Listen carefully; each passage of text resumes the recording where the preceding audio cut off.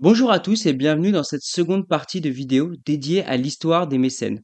Je vous conseille d'aller voir la première partie avant de commencer cette vidéo, puisque nous allons directement reprendre notre analyse chronologique là où nous l'avions laissée. En effet, après nous être intéressés aux mécènes pendant l'Antiquité, le Moyen Âge et l'époque moderne, nous allons maintenant voir l'évolution de la figure du mécène pendant l'époque contemporaine, de la Révolution française à nos jours. Nous nous intéresserons ensuite aux intérêts des mécènes. Nous verrons que derrière la philanthropie se cachent des intérêts bien plus pragmatiques, des intérêts d'image, ce qui nous amènera à parler par exemple de propagande napoléonienne ou de greenwashing des entreprises actuelles, mais aussi des intérêts économiques et fiscaux, ce qui va nous amener à parler de la législation française, de comment elle encadre le mécénat et des récentes évolutions qu'il y a eu suite aux différents scandales financiers. Sans plus attendre, allons-y. L'époque contemporaine débute avec la Révolution française, qui va amener ce que l'on peut appeler le mécénat démocratique. En effet, la chute de l'Ancien Régime se traduit par le transfert de propriété des biens de la couronne, de la noblesse et de l'Église à l'État et aux municipalités. Il va émerger une volonté de sauvegarde de patrimoine et de le démocratiser. On va pas non plus omettre ce qu'on appelle le vandalisme révolutionnaire et quelque chose qui a bien eu lieu. Bref, ce souci de sauvegarde du patrimoine et de la démocratisation de ce dernier apparaît dans les institutions royales qui deviennent nationales comme la bibliothèque, les académies qui sont remplacées par l'Institut de France et qui comprend l'Académie des Beaux-Arts, l'Académie française, l'Académie des sciences, etc. Mais aussi avec la création de musées. Par exemple, le décret de la Convention du 27 juillet 1793 créait le Musée central des arts de la République, aujourd'hui plus connu sous le nom de Musée du Louvre. Ce musée n'a pas pour unique vocation de conserver le patrimoine national, il doit aussi participer à l'éducation des citoyens et à la formation des artistes. Après le coup d'État de Thermidor, la Convention va accorder des pensions à des hommes de lettres et à des savants qui vont servir l'idéologie républicaine, tout comme leurs prédécesseurs avaient servi l'idéologie monarchique à travers les académies royales. Je pense notamment au peintre Jacques-Louis David, qui après la période de la Révolution va se réorienter pour devenir le peintre emblématique de Napoléon Bonaparte. En effet, une fois Napoléon empereur, les peintres et sculpteurs de la République deviennent les artistes officiels de la cour impériale. Donc, nous avons parlé de David, j'aurais pu parler de Gros et notamment de Lejeune. Pour diriger ce groupe d'artistes, l'empereur va nommer en 1803 Vivant Denon directeur des arts. Ce dernier va décider des commandes et va choisir les artistes pour les réaliser. Ce qui fait un peu penser au mécénat des ministres qui étaient Richelieu et Mazarin. Bref, je ne vais pas vous faire un détail du mécénat sous tous les dirigeants du 19e siècle, puisque que ce soit sous Louis XVIII, Charles X, Louis-Philippe ou Napoléon III, on est dans la poursuite du mécénat monarchique que nous avons déjà vu. Bien que vont quand même perdurer les institutions transformées par la Révolution. Notamment l'Académie des Beaux-Arts va perdurer tout au long du XIXe siècle. Et l'État va avoir une importance considérable dans le mécénat grâce à cette académie qui va créer un circuit et diffuser des normes. C'est d'ailleurs ce qu'on appelle l'art académique. L'académie va former des artistes via l'école des beaux-arts créée en 1817 et les financer via des commandes publiques, donc du mécénat. Les artistes étant sélectionnés à travers notamment le prix de Rome organisé par l'académie. Il y a donc un espèce de circuit qui se crée alimenté par l'État. Et ce circuit-là, il a souvent été critiqué, hein, car il imposait des règles strictes qui empêchaient la créativité de certains artistes. Ce système académique, il va petit à petit perdre du territoire par rapport au mécénat privé et une approche un peu plus nouvelle. Cette critique d'une trop grande intervention de l'État sur le territoire culturel, qui va alors favoriser le développement d'un art dit officiel, c'est pas nouveau. Et il y avait déjà ce discours sous Louis XIV, et on l'entend encore aujourd'hui sous la Ve République. Je vous renvoie au pamphlet de Marc Fumaroli, L'État culturel, si vous voulez un peu plus d'informations sur ce sujet-là. La Troisième République ne va pas foncièrement changer la donne puisqu'elle va continuer le soutien à la création artistique via l'Académie des Beaux-Arts, notamment grâce au Conseil supérieur des Beaux-Arts, le CSBA, qui est une instance du coup politique créée en 1875, qui va agir en créant des prix, donc le prix du Salon qui va devenir le prix de Paris, puis le prix national, mais aussi en distribuant des bourses de voyage aux jeunes artistes, etc. En parallèle de ce mécénat d'État dont on a parlé, il y a évidemment le mécénat privé qui connaît un grand essor à la fin du 19e. En effet, il y a des marchands d'art, des industriels, des banquiers, amateurs d'art qui vont être à l'origine de création de musées, comme par exemple, Nelly Jacquemart et Édouard André. Je pense notamment aussi à Ernest Hochédé, un homme d'affaires qui a été mécène notamment de Claude Monet et de Édouard Manet, ce qui est quand même, plutôt la classe. Il faut attendre 1959 pour voir la création du ministère de la Culture. En effet, avant ça, la culture avait toujours été sous la tutelle du ministre de l'Éducation, avec le ministère des Instructions publiques et des Beaux-Arts. Le décret du 24 juillet 1959 précise les missions de ce nouveau ministère, dont l'une d'elles est le soutien à la création artistique. En effet, l'État va agir un petit peu comme un mécène. Donc de manière indirecte, avec le soutien à la création, la production, la diffusion, couvrant le spectacle vivant et les arts visuels, avec le financement de grandes institutions publiques comme l'opéra, mais aussi assez directement avec des commandes et l'achat d'œuvres auprès d'artistes. Cependant, malgré ce qui pourrait sembler être un retour au premier plan de l'État sur la question du mécénat, eh bien ce dernier va petit à petit perdre du terrain face à l'émergence du mécénat d'entreprise.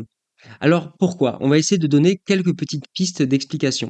D'une manière un petit peu simpliste, les crises des années 70 et 80 vont favoriser le retour d'idées libérales. On parle de néolibéralisme, porté par exemple Margaret Thatcher ou Ronald Reagan. Ils vont faire du soutien de la production la priorité, notamment grâce à des abaissements fiscaux ou de la privatisation, ce qui va aussi se faire en France sous la présidence de Mitterrand à partir de 1986. La chute de l'Union soviétique en 91 provoque la libéralisation des économies de la Russie et des pays d'Europe de l'Est. La Chine, elle, va se convertir à l'économie de marché petit à petit. Bref, le monde devient de plus en plus libéral. La place de l'État va reculer au profit des entreprises qui vont gagner de plus en plus de profits, de pouvoir et donc investir dans le mécénat. L'État français, qui est soucieux de sa condition culturelle, de l'état de sa culture en quelque sorte, va suivre cette évolution en donnant un cadre légal pour permettre l'essor du mécénat d'entreprise. Dans les grandes lignes, nous avons la loi du 23 juillet 1987 sur le développement du mécénat qui va donner un véritable statut aux fondations et qui permet aux entreprises d'exercer du mécénat. On a la loi du 4 juillet 1990 qui permet la création de fondations d'entreprises.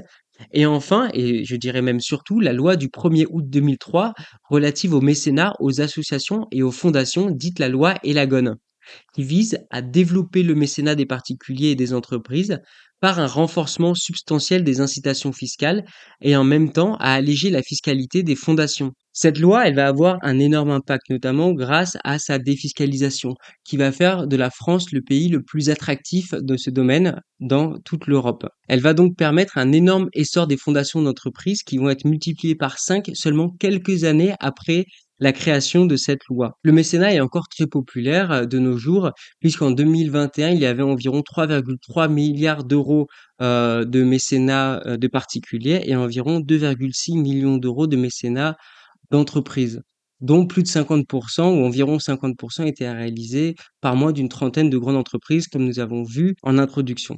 Bref, tout ça pour vous dire que le mécénat a encore la cote aujourd'hui. Pour conclure, à travers cette brève histoire, cette trop brève histoire, cette histoire sommaire de la figure des mécènes, qui j'espère vous a quand même permis d'apprendre quelques petites choses, on a vu qu'il existait plusieurs types de mécènes, que le mécénat avait plusieurs facettes, que ce soit le mécénat ecclésiastique, le mécénat royal ou le mécénat d'État, d'entreprise ou de particulier. On va maintenant, dans la deuxième partie de cette vidéo, s'intéresser à la figure de mécène, mais cette fois-ci non pas de manière chronologique, mais de manière transversale, en étudiant les bénéfices, les intérêts des mécènes.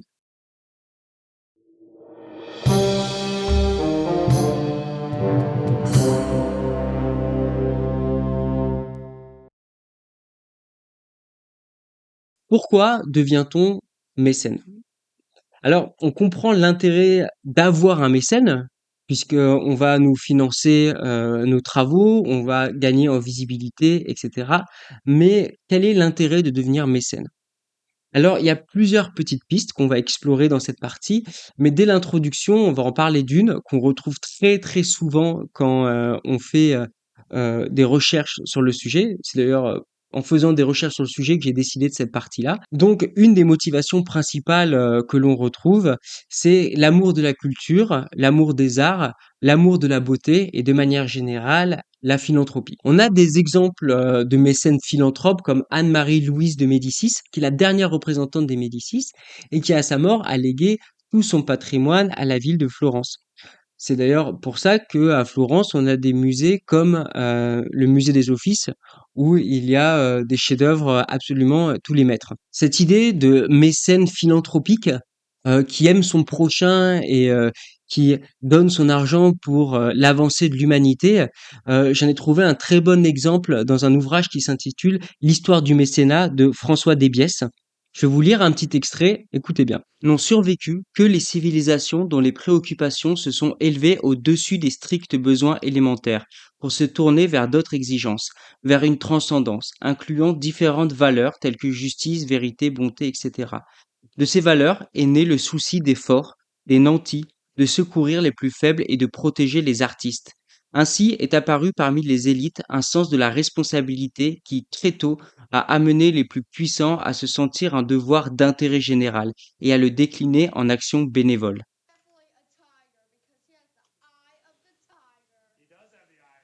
Are you sure about that? François Desbiès, dans son ouvrage, vraiment, il nous dépeint les mécènes comme des saints pour la plèbe. C'est assez frappant, personnellement, je trouve. On comprend beaucoup plus ce discours quand on comprend qui est cet homme-là. Donc en fait, c'est pas un historien ou un chercheur, c'est un banquier qui a été directeur de la banque privée du groupe BNP Paribas et qui ensuite est devenu directeur de la fondation Paribas. Donc on comprend ce discours qui élève aux cieux les mécènes, puisqu'en fait il dépend complètement de ces mécènes pour sa fondation. Alors, cette idée, ce discours-là du mécénat strictement philanthropique, c'est naïf, voire hypocrite. Et d'ailleurs, il y a un peu des contradictions dans certaines phrases qu'il écrit. Il nous dit que le mécénat, c'est pas une publicité déguisée, puisque dans ce cas-là, on parlerait de parrainage, mais un outil de communication.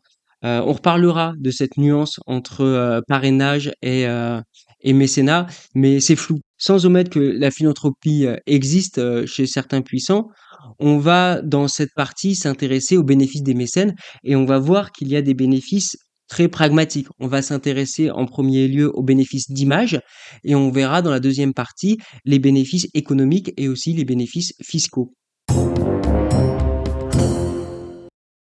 Pour les intérêts d'image, j'ai classé en différentes catégories. N'hésitez pas à me dire s'il y en a une que j'ai oubliée selon vous. Donc tout d'abord, un des intérêts principaux, c'est montrer sa richesse, montrer sa puissance. Donc on devine bien que pour un monarque tel que François Ier, eh bien avoir des châteaux impressionnants comme ceux de Fontainebleau, pardon, c'est aussi un moyen d'épater sa cour, d'épater son monde, et c'est vraiment un symbole de son pouvoir et de sa puissance. Tout comme aujourd'hui avec par exemple la fondation Louis Vuitton, le groupe LVMH montre bien sa puissance et sa richesse. Un autre exemple, un dernier que je vais donner, ça va être sur Isabelle de Bavière. Donc voilà, j'ai une source qui nous dit que elle avait une vaisselle très précieuse. euh, qu'elle exposait dans ses repas importants afin de montrer, d'asseoir son rang, son identité et son pouvoir. Un deuxième intérêt d'image que j'ai trouvé, c'est la mise en valeur des qualités du mécène. Donc, pour prendre un exemple contemporain, si on regarde les fondations de Bolloré, on trouve qu'il y a beaucoup de choses pour l'éducation, ce qui peut renvoyer une image d'un homme et d'un groupe éthique et moral, ce qui est toujours bon pour le business. Alors qu'en faisant des recherches, on voit bien que ce souci d'éducation de tous et d'investissement dans la jeunesse, au Cameroun, il se solde par des mineurs qui travaillent dans des plantations pour 1 euro de l'heure. Finalement, il refusera d'évoquer ses autres activités, à commencer par l'Afrique. Depuis bien longtemps, c'est pourtant le cœur de son empire, là d'où il tire plus de 80% de ses bénéfices. C'est donc sans lui que nous nous sommes rendus au Cameroun. Comme mes parents n'ont pas eu les moyens de m'envoyer à l'école, c'est pour ça que je fais ça. Moi, c'est Guillaume, j'ai 34 ans, Capoel, il a 14 ans. Bonjour. Ah oui. C'est le plus jeune. C'est ton matériel ou on te l'a donné? Toutes tes protections là, c'est... Non, c'est moi qui ai acheté. Les dirigeants de la plantation ont refusé nos demandes d'interview. Mais il nous assure que tous les ouvriers du site sont majeurs et correctement équipés. De même pour François Ier, cette image d'humaniste, cette image de proche des arts, elle lui est extrêmement bénéfique. En réalité, c'est plus probable que François Ier était intéressé par la guerre et la chasse qui était son passe-temps principal. Mais ça donne comme ça une image prestigieuse. Donc il y a l'image de mécène protecteur des arts, mais il y a aussi l'image que peut renvoyer le mécène sur les œuvres qu'il commande. Et là, je pense notamment à Napoléon qui a toujours su se mettre en valeur à travers les différents tableaux qu'il a pu commander. Donc il y a ce fameux tableau commandé à Gros pour représenter la bataille d'Arcole, voilà, où Napoléon, jeune général, traverse le pont d'Arcole. Donc on est vraiment dans un outil de propagande. Il y a aussi Bonaparte franchissant le col du Grand Saint-Bernard, qui est peint par David, où vraiment voilà Bonaparte est iconisé. À part que bon là, si j'en crois quelques sources, la réalité était beaucoup plus prosaïque et que Bonaparte a traversé ce col à dos de mule. Donc c'est quand même beaucoup moins stylé. Enfin, en parlant de Bonaparte, il y a quelque chose que j'ai trouvé en faisant mes recherches, c'est, vous savez, dans beaucoup de tableaux, il est représenté avec la main sur le gilet. Moi, on m'a toujours dit que c'était puisqu'il avait donc une maladie à l'estomac. Alors que, en fait, et c'est vrai que ça paraît logique quand on y pense, il va pas se représenter sur les tableaux qui sont l'organe de sa propagande comme étant malade, faible et empreint de douleur. C'est en fait une posture qui est synonyme de calme et on la retrouve, je vais vous mettre des extraits dans plein de tableaux d'autres personnes que Napoléon. Un autre point sur les intérêts d'image, c'est le fait de développer son réseau d'influence. Donc on imagine bien que en pratiquant du mécénat, on va développer son réseau d'influence et côtoyer des gens qui ont les mêmes intérêts que nous et qui sont dans la même situation économique que nous. Donc on va par exemple imaginer dans certaines ventes aux enchères privées, on va pas retrouver notre boulanger par exemple. Ça va être que des gens qui viennent d'un même milieu. De même, François Pinault, il engage Jean-Jacques Elagon, ou Jean-Jacques Elagon, en fait, je sais pas exactement.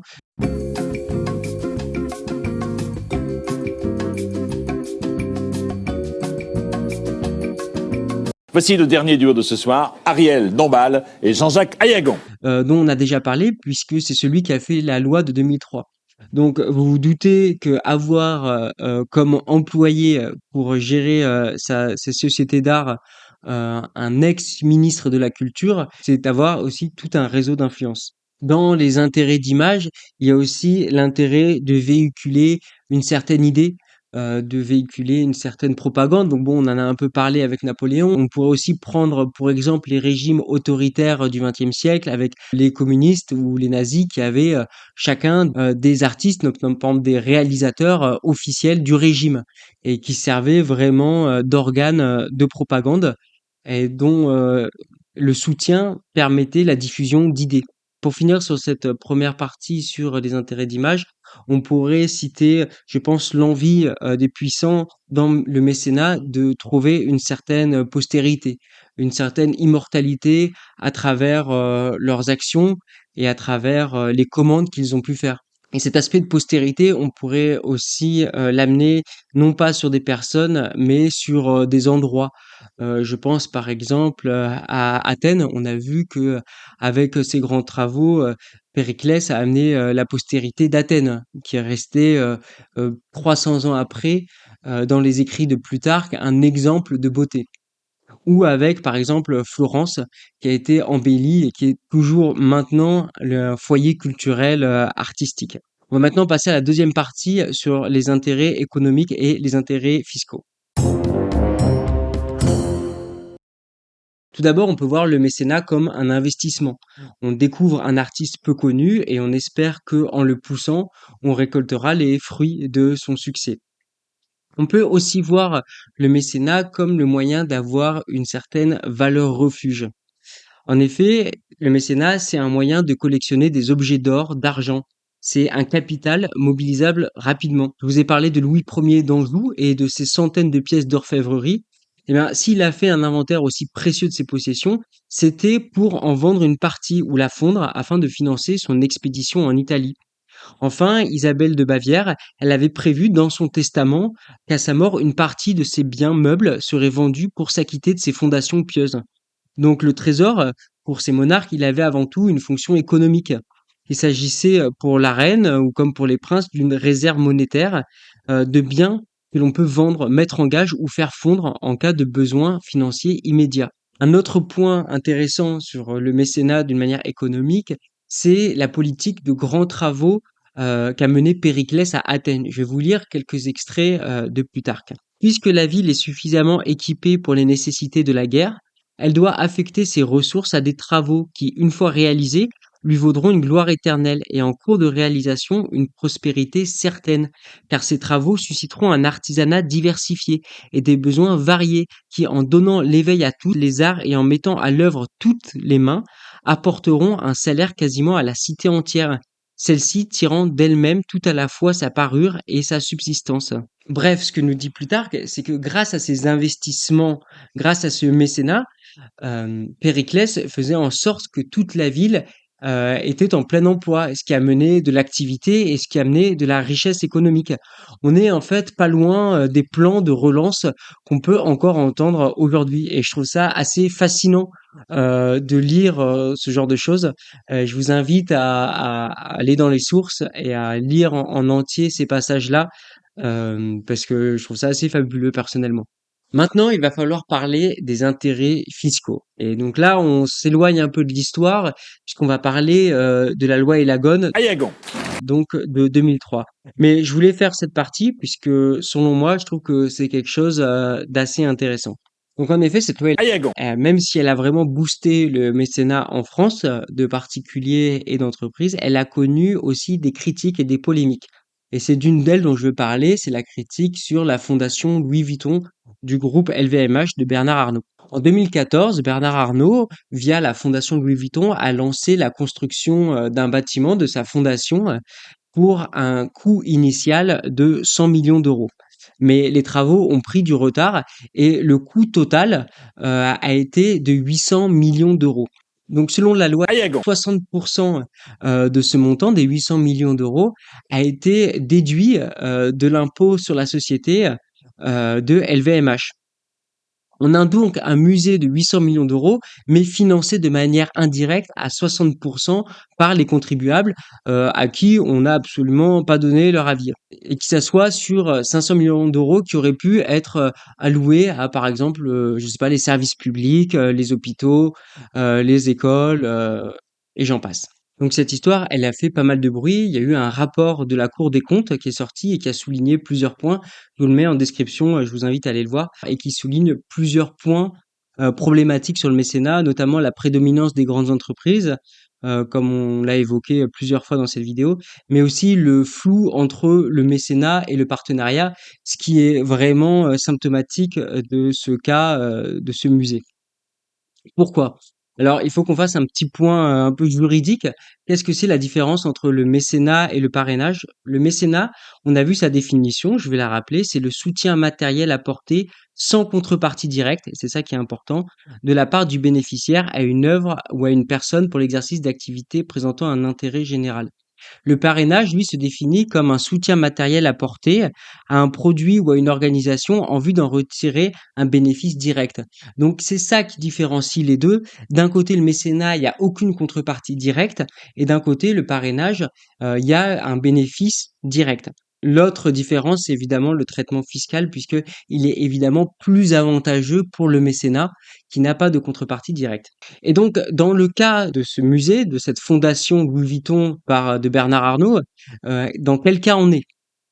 On pourrait être tenté de dire que dans un musée comme ça, il n'y a pas de contrepartie directe. Seulement, quand on regarde un peu ce que c'est que les contreparties directes, en se renseignant sur le parrainage, on peut voir que sont considérées comme contrepartie directe les dépenses engagées dans le cadre d'opérations de parrainage destinées à promouvoir l'image de marque de l'entreprise.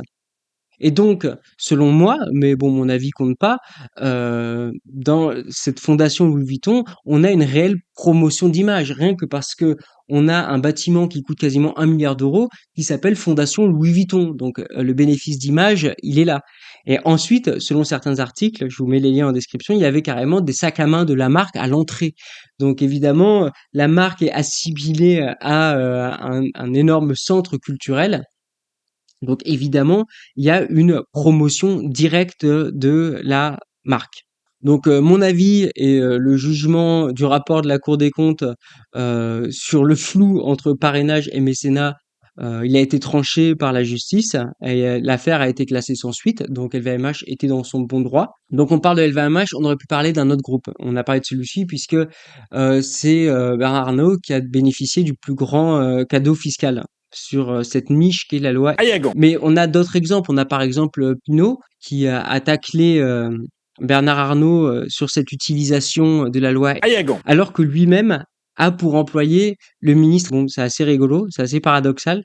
Et donc Pinault, lui, il n'a pas une fondation, c'est avec une société.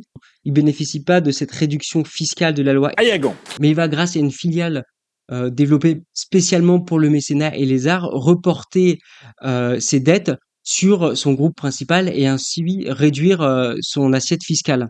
Puis aussi, grâce à ce dispositif de filiale, ça permet à sa collection d'être transmise à ses héritiers sans payer d'impôts. Enfin bref, je vous laisse les sources dans les commentaires si vous voulez vous plonger dans le merveilleux monde de l'optimisation fiscale. C'est pas trop le sujet ici, hein, et donc on va s'arrêter là. Pour finir cette parenthèse sur la fiscalité, on va parler de la réforme qu'il y a eu en 2019 suite au rapport de la Cour des comptes et à tous ces différents scandales, qui fait que maintenant l'abattement n'est plus de 60%, mais de 40% au-dessus de 2 millions d'euros d'investissement dans le mécénat. Et on peut voir que depuis cette réforme, les grandes entreprises ont un peu moins dépensé dans le mécénat d'ailleurs. Mais non! Mais hasard de dingue! Pour conclure, nous avons vu que entre Périclès et Bernard Arnault, le mécénat fait date. Il a permis à toutes les époques l'essor de la culture, des sciences et la vitalité de la culture de manière générale. Il faut pas non plus être trop naïf, c'est ce que j'ai essayé d'expliquer dans la deuxième partie de cette vidéo, quant aux intentions des mécènes, puisque même si c'est vrai qu'il peut y avoir une philanthropie, un amour des arts, il y a aussi des intérêts beaucoup plus pragmatiques, qui sont des intérêts d'image, mais aussi des intérêts économiques et fiscaux. Nous n'avons pas parlé de la face immergée du mécénat, moins visible, mais qui est pourtant plus importante que le mécénat d'entreprise. C'est bien évidemment le mécénat de particuliers. Vous le savez sûrement, mais vous aussi vous pouvez bénéficier de la loi Ayagon. en faisant des dons aux œuvres et organismes d'intérêt généraux, dans le domaine de la culture, mais pas seulement. La réduction d'impôt est égale à 66% des sommes versées pour les particuliers. Donc en gros, si vous versez 100 euros au Resto du Cœur, l'État vous fait cadeau de 66 euros. C'est pas les 500 millions d'euros de Bernard Arnault, mais c'est déjà ça. Enfin, et je finirai sur ça, je pense profondément que le mécénat et la philanthropie des puissants est contre-intuitivement vecteur d'inégalité. En premier lieu, puisqu'elle est rendue possible que dans une société profondément inégalitaire, bien évidemment.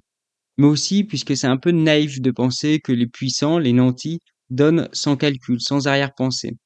Il y a de grandes chances qu'au final, en donnant, ils gagnent en reconnaissance, en autorité et en pouvoir. Je vous invite à aller voir une vidéo qui a quelques années de DataGull qui parle un peu de ça, et ça prend en exemple la fondation de Bill Gates. C'est très très intéressant. Je vous remercie beaucoup d'avoir suivi cette vidéo et la précédente, si c'est le cas. Ça m'a demandé beaucoup de travail entre la recherche, l'écriture, mais aussi le montage que j'ai d'ailleurs dû faire 2 fois. Donc voilà, n'hésitez pas à me laisser un petit commentaire pour me dire ce que vous en avez pensé. Ça me ferait super plaisir. Moi, je vous dis à très très bientôt pour de nouveaux projets et je vous souhaite de passer une agréable journée. Au revoir.